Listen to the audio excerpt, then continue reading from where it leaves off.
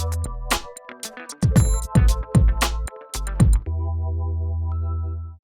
morning. Welcome back. We've got another story today. Today's story is called Jesus and the Lion's Den, and it is written by Alison Mitchell and illustrated by Catalina Echeverri. Did you know that the oldest stories in the Bible are a bit like puzzles? If you look very carefully, you can spot some Jesus moments.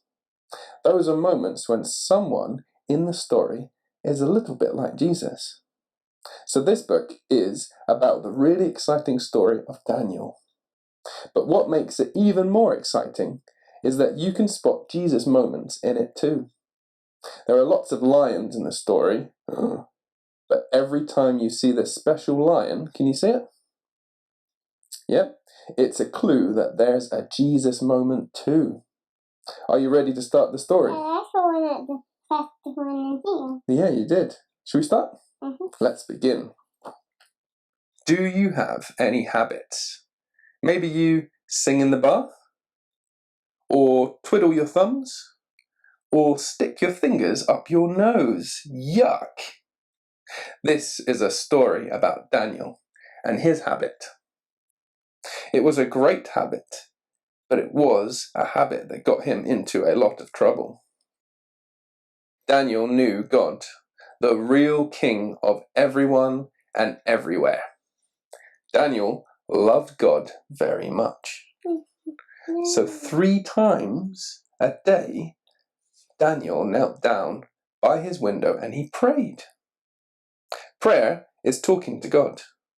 We can talk to him anywhere, anytime, and about anything.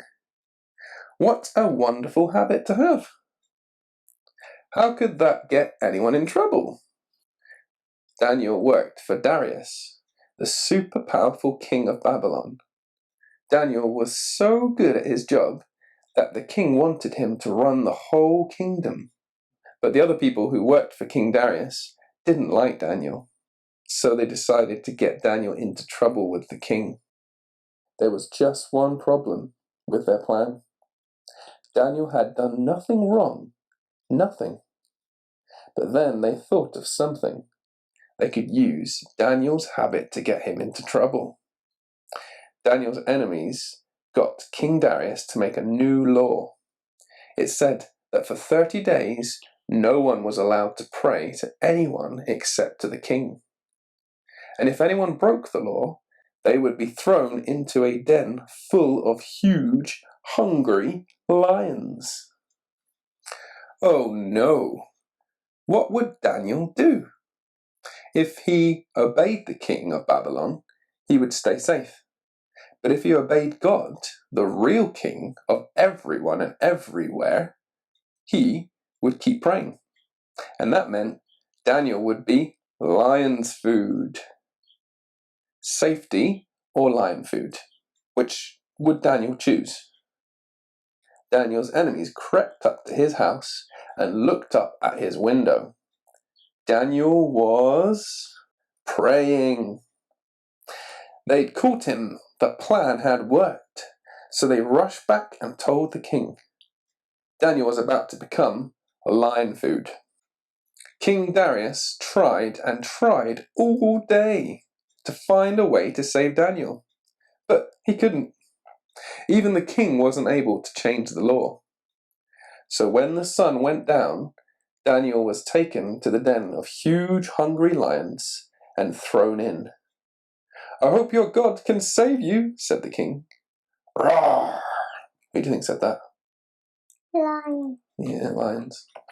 A big stone was rolled across the mouth of the den, and everyone went to bed. But the king couldn't sleep. He tossed and turned and turned and tossed all night long. In the morning, he rushed back to the den. "Daniel, has your God been able to save you from the lions?" asked the king, and he listened carefully. A voice came from the den. "Yes, O king, I am not hurt. God sent his angel to shut the lions' mouths. God saved me because I had done nothing wrong. Nothing." Daniel was lifted up out of the den, and there wasn't even a scratch on him. Daniel had trusted God, and God had saved him. Then, because King Darius was such an important king, he wrote to all the people in all the countries in all the world. He said, Daniel's God is the living God. He is the real king of everyone and everywhere, now and forever. He saves his people. Oh no, not the end. Oops. No, it isn't the end at all. It's time to spot some Jesus moments. Look back at the pictures in the book. There were lots of lions in this story, but did you spot the special lion? There's one. There's one, yeah. He appears every time there's a Jesus moment in the story. Each Jesus moment is a moment when Daniel is a little like Jesus, the Son of God. Did you find all four? Here's what they meant. Daniel's enemies wanted to get rid of him, so they tried to get him into trouble. There's one and there's one. Yeah, that's what Jesus' enemies did to him too. But in his job, Daniel had done nothing wrong. Nothing. His enemies had to invent a new law to get Daniel into trouble. In his whole life, Jesus had done nothing wrong. Nothing. So his enemies had to tell lies about Jesus to get him into trouble. There's one and there's one. When Daniel heard about his enemies' plan, he knew he was going to be arrested and thrown to the lions. What did he do? That's right, Daniel prayed. When Jesus knew he was going to be arrested and killed on a cross, what did he do? He prayed too. Did Daniel die in the den of lions? No. The lions were very hungry, and Daniel was as good as dead. But God, the real king of everyone and everywhere, brought Daniel out of the den. Did Jesus die on the cross? Yes. Yes? Yes. Jesus really was dead. But then God brought his son out of death. And do you know something amazing? God promises to bring all of his son's friends out of death and into life with him too. Can God really do that? Yes, he can. He's done it before.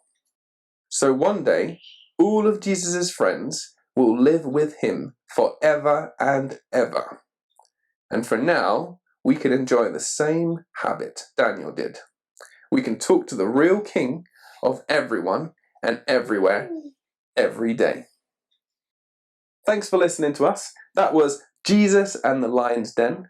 Hope you have a great week, and we will see you again next week. Bye!